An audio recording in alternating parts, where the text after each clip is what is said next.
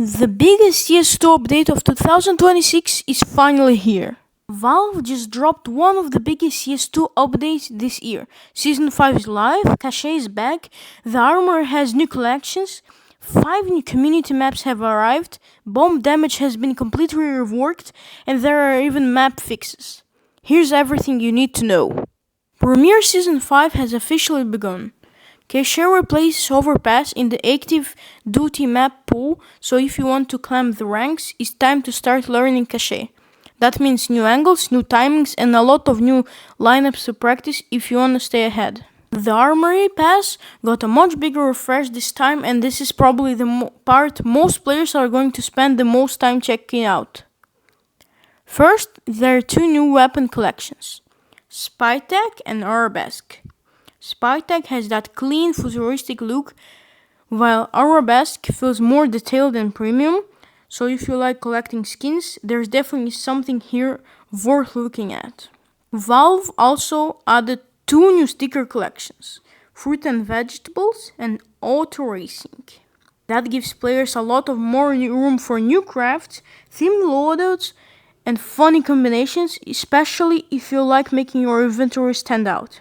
At the same time, a few older collections were removed. The Train 2025 collection, the Sports and Field collection, the Sugar Face 2 stickers, and Elemental Craft stickers.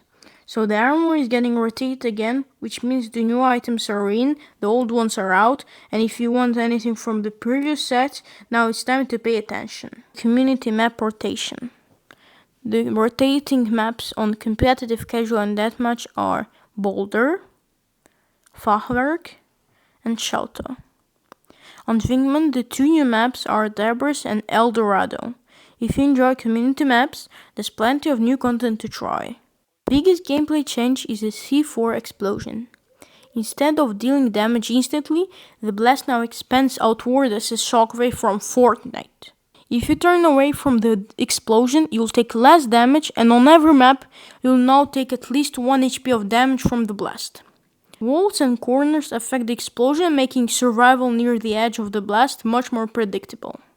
On top of that, Valve fixed the bug where buying dropped weapons through the buy menu could fail. Several maps also received updates. Cache got clipping improvements, Dust 2 had an outside tunnel pixel gap fixed, and Inferno received a clipping fix to prevent a top mid pixel boost. Overall, this is one of Valve's biggest updates in a long time. Cache is finally back in Premiere, the armor has fresh content, community maps have been refreshed, and the bomb explosion has been completely redesigned. If you're planning to grind Cache, now is the perfect time to start learning new lines for smokes, flash, and mollies. I have some shorts on the channel, which is my main theme for videos, so if you like to check one, check.